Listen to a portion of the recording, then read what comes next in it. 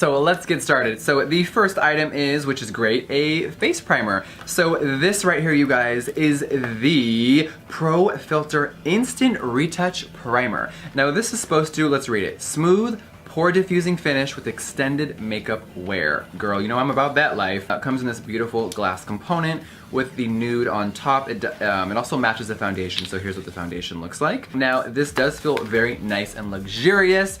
Y'all know I am not about no lightweight packaging. This feels heavy. Now, in this bottle, there is 1.8 fluid ounces, and that's a lot for a primer. Love it. But let's see if it works. That's the real tea here. So here's what the primer looks like. It is like a lotion-like consistency, and ooh, yeah, it kind of feels like. So we are going to just take some and apply it to the skin.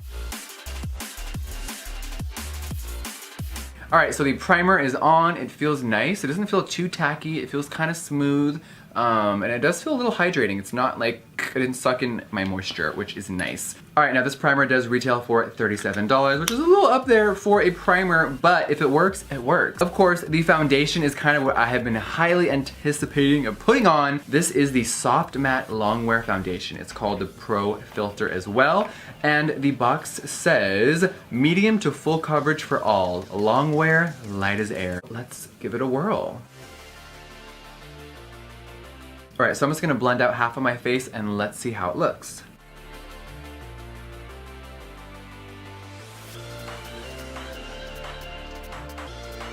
All right, you guys, the foundation is blending out beautifully. I'm only gonna do one side of my face so you guys can see what is happening, but I just put a little bit more under my eyes. The sponge is blending it out pretty nice. Now this foundation does dry quick, so I'm glad that I only did half of my face because sometimes I'll just dot all over and then it dries a little bit more over here.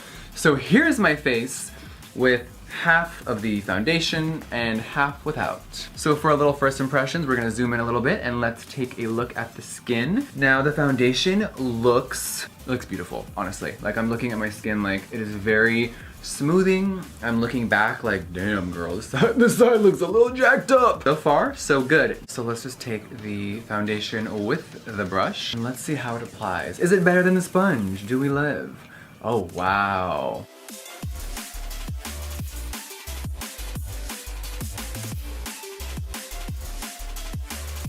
All right, now I'm going in on the neck to blend down, of course. And I will say this, I live for this brush and how it applied it. The sponge I thought worked great, and then I tried this and I'm a little bit more in love. I don't even know why. I mean, obviously it's the tool. It just looks even more airbrushed on this side from the brush. And it actually applied quicker and definitely gave me that full coverage moment. Maybe the damp sponge wasn't the best idea. Also, when I put it on, it did oxidize very slightly, and I love how it looks, so that's not really a negative for me. So just be mindful if you are buying your shade, you might want to go a shade down if you are worried about, you know, shopping online because you can't touch or see it. Feel tacky, it feels really nice. Now you know, if you've been watching my channel for a while, you know I love a full mask of powders after the foundation, but I will say this, I'm not mad at how my skin looks. It looks flawless and it looks very nice.